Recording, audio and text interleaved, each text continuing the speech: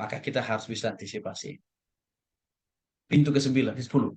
Melakukan praktik okultisme langsung. Seperti pemujaan terhadap leluhur yang sudah mati. Mempersembahkan makanan, minuman, ya, kepada seorang yang kita anggap dulu pada zamannya sangat terkenal dan hebat. Juga apa? Minum air jampi-jampi, berkonsultasi dengan peramal, atau berkonsultasi dengan ahli perbintangan. Yaitu tadi Bapak Ibu ya, Scorpio, Libra, nah itu tuh. Kalau kita senang membaca pesan-pesan apa di situ, ya udah, kita sebenarnya sudah masuk di dalam pintu masuknya iblis. Ya, juga apa? Membaca telapak tangan, membaca kartu Taurat atau dukun, menggunakan jimat, ya, dalam berbagai jenis dan bentuk. Ya, ini bagian-bagian daripada pintu masuk daripada iblis bekerja di dalam diri seseorang. Pintu yang ke-10, 11, berbuat dosa terus-menerus. Paulus pernah mengingatkan dalam Efesus pasal 4 ayat 27. Ya, jangan beri kesempatan kepada iblis. Artinya ketika seseorang memberikan ruang dan kesempatan di hati, di pikiran, perasaannya, iblis bekerja. Udah, sudah. Iblis akan begitu bersorak-sorai. Karena kita berikan ruang dan kesempatan dan kita persilahkan diri kita menjadi kaki tangannya dia. Contoh yang paling konkret apa? Menyimpan dendam yang terus-menerus tiada akhir. Menyimpan kemarahan, kekecewaan, dan kepahitan. Hati-hati Bapak Ibu. Kalau ini masih ada dalam diri kita, hati-hati. Ini menjadi pintu masuk iblis bekerja masuk dalam diri kita. Maka untuk itu kan selalu firman Tuhan katakan dan ajarkan kepada kita untuk memaafkan dan mengampuni. Maafkan, ampuni, maafkan, ampuni. Maksud Tuhan apa? Supaya iblis tidak punya ruang dan kesempatan mengganggu hati dan pikiran termasuk merasuki kita. Kalau kita clear dan clean memaafkan dan mengampuni. Tapi kalau belum bisa Bapak Ibu, oh iblis akan terus makin menggerogoti dia, benci dia, musuhi dia, dari benci dia musuhi dia. Apa yang iblis lakukan? Bunuh dia, habisi dia, gitu kan Bapak Ibu? Di situ dia. Jadi awalnya iblis itu mendorong kita hanya sebatas kata-kata kan gitu ya, dorongan secara pasif di hati dan pikiran. Tapi tidak lanjut kemudian dorongannya aktif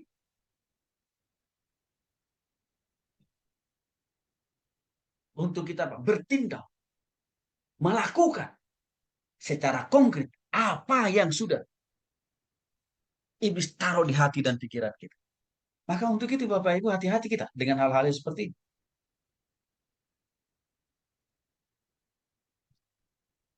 Pintu ke-12, ikatan-ikatan jiwa tidak ilahi atau tidak sesuai firman Tuhan. Apa ini? Kita tahu apa yang dikasih oleh Tuhan Yesus Kristus. Manusia diciptakan oleh Tuhan jelas. Hanya ada dua jenis kelaminnya. Laki-laki dan perempuan.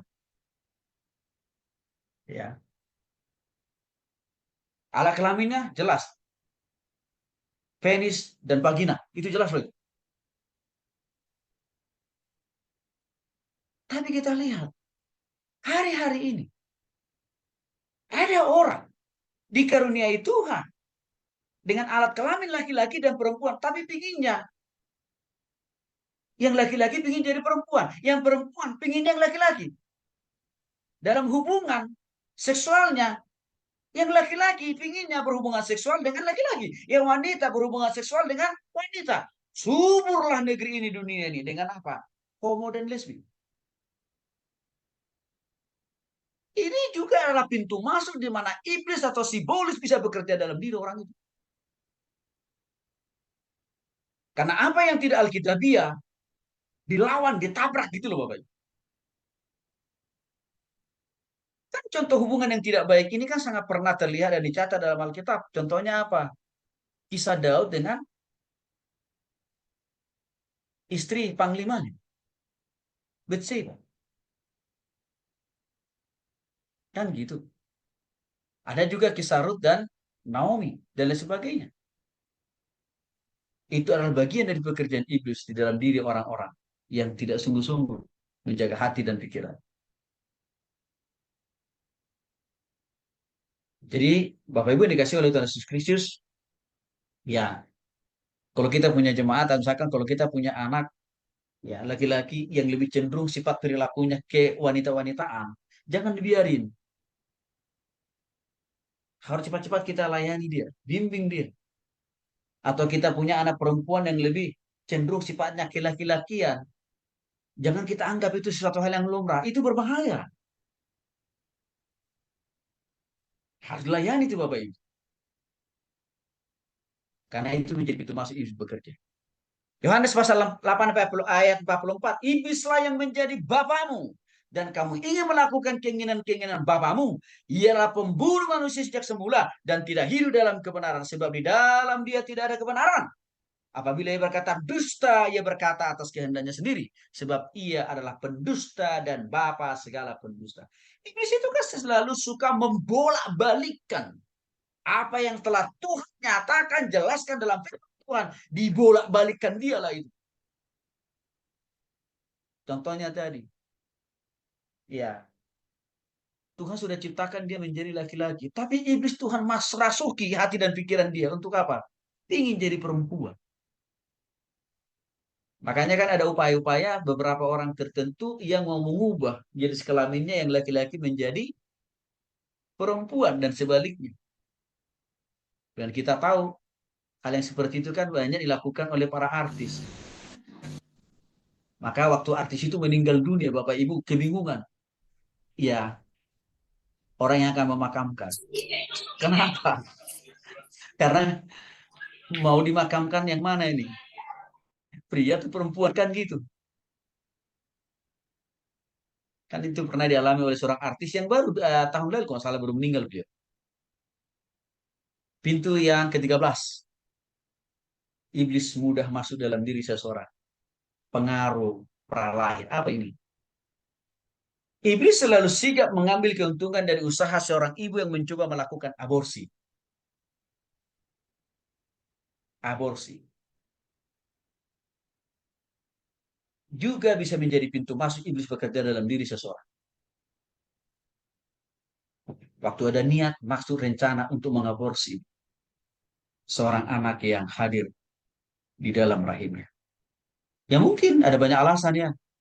Karena mungkin ya diperkosa, ya. Atau mungkin juga karena hubungan terlarang, terlanjur hamil. Sehingga apa? Ngaborsi.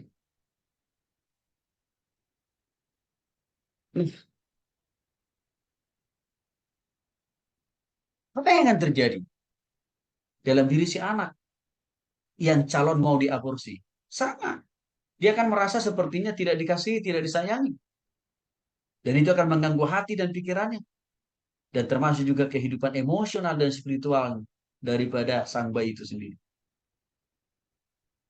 Sehingga di waktu dia tumbuh besar, lagi-lagi, ya, dia akan merasa bahwa dia tidak berguna, tidak layak hidup di dunia ini. Bahkan dia merasa tidak punya keluarga. Nah, untuk itulah saya katakan tadi, anak-anak yang seperti ini dari kecil mengalami seperti ini, bisa dia, ya, waktu masa sudah makin bertumbuh dewasa, ya, tidak berpikir panjang menjalani hidup, tetapi berpikir singkat dengan mengambil keputusan bunuh diri. Maka untuk kita sebenarnya perlu dilayani. Ulangan pasal 12 ayat 12. Janganlah kiranya dibiarkan dia sebagai anak gugur. Yang pada waktunya keluar dari kandungan ibunya sudah setengah busuk daging. Ayat ini menjelaskan. Tidak boleh menggugurkan. Apapun alasannya. Ya. Apapun alasannya.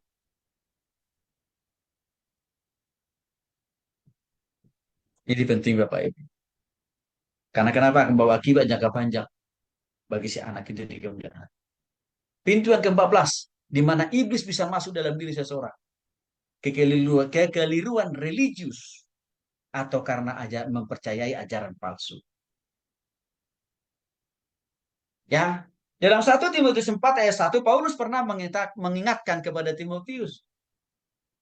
1 Timotius 4 ayat 1, Paulus pernah mengingatkan kepada Timotius. 1 Timotius 4 ayat 1, Paulus pernah mengingatkan kepada Timotius. 1 Timotius 4 ayat 1, Paulus pernah mengingatkan kepada Timotius. Bahwa pada waktu-waktu kemudian ada orang yang akan murtad, lalu mengikuti roh-roh penyesat dan ajaran-ajaran setan. Jauh-jauh hari sudah diingatkan Paulus Paulus itu kepada Timotius. Supaya Timotius mengingatkan jemaat-jemaat yang dilayani. Artinya Paulus mau mengatakan, akan ada masanya, akan ada musimnya orang mempercayai roh-roh penyesat. Siapa ini? Roh-roh penyesat itu adalah iblis kan, setan, sibulis kan maksudnya. Akan ada orang yang percaya itu kok. Dan ajaran-ajaran setan. Sudah ditegaskan oleh Paulus. Maka waktu orang terlibat di dalam praktik-praktik religius yang salah, seperti saya katakan tadi, mengikuti ajaran-ajaran palsu, ya gereja-gereja sesat, pasti di sana subur karya pekerjaan dari sibolis Bapak. Kita ambil aja contohnya misalkan Children of God yang menghalalkan persetubuhan di antara sesama mereka. Bukan suami istri loh, bukan. Sesama mereka bergantian. Karena tidak mengenal di sana antara suami dan istri kalau sudah dalam komunitas Children of God. Jadi artinya, kalau suatu keluarga di sana menjadi jemaat, berarti boleh bapaknya melakukan hubungan seks dengan anaknya. Anaknya laki-laki boleh melakukan hubungan seks dengan mamanya. Kan itu ajaran Children of God. Dan strategi itu juga yang mereka pakai untuk menjangkau jiwa-jiwa baru, anggota-anggota mereka yang baru kan Bapak Ibu. Ini contoh kekeliruan ajaran sesat. Iblis luar biasa bekerja di sana. Sehingga praktek hidup mereka, pengajarannya, pasti akan selalu bertolak belakang dengan firman Tuhan. Maka lagi-lagi Paulus mengingatkan dalam Kolose pasal 28, hati-hatilah supaya jangan ada yang menawan kamu dengan filsafat yang kosong dan palsu menurut ajaran turun-temurun dan roh-roh dunia, tetapi tidak menurut Kristus. Bapak Ibu, saya jadi ingat nih, ada seorang bapak, karena dia tidak punya anak laki-laki, dia menikah dengan istri kedua, ketiga, sampai kelima loh. Tak hanya untuk dapat anak laki-laki, tapi Tuhan tidak kasih. Bulan lalu saya kebetulan diundang melayani keluarga itu. Saya tegur dengan luar biasa. Saya tegur pakai firman Tuhan.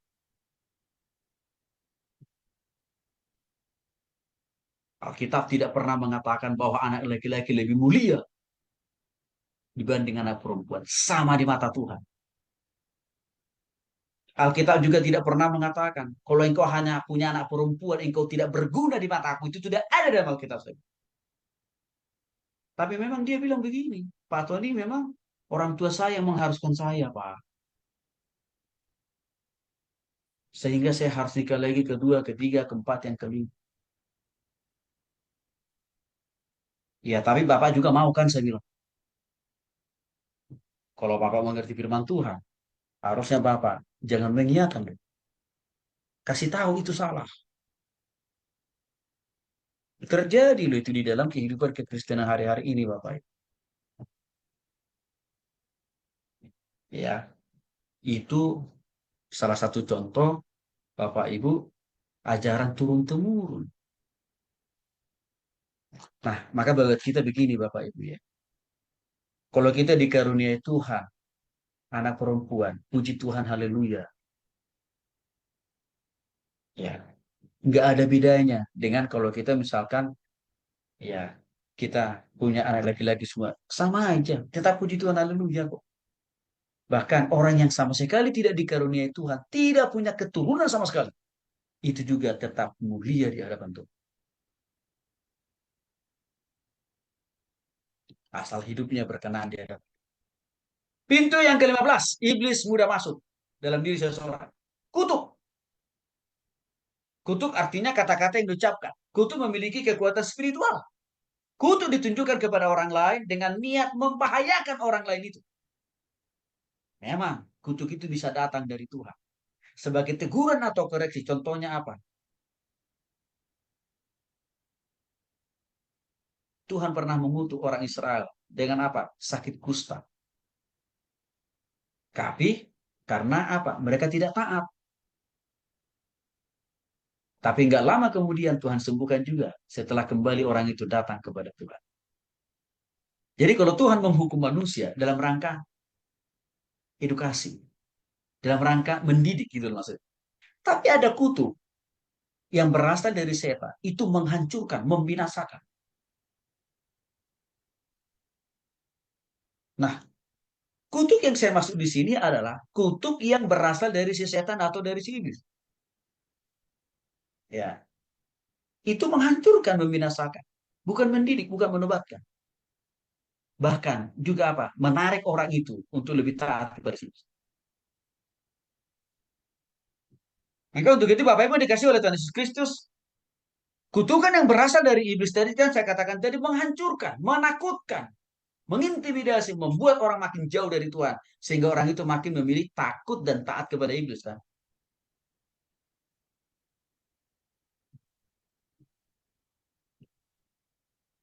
Maka ini harus ditepis, ini harus diamputasi kutukan yang berasal dari si iblis ini.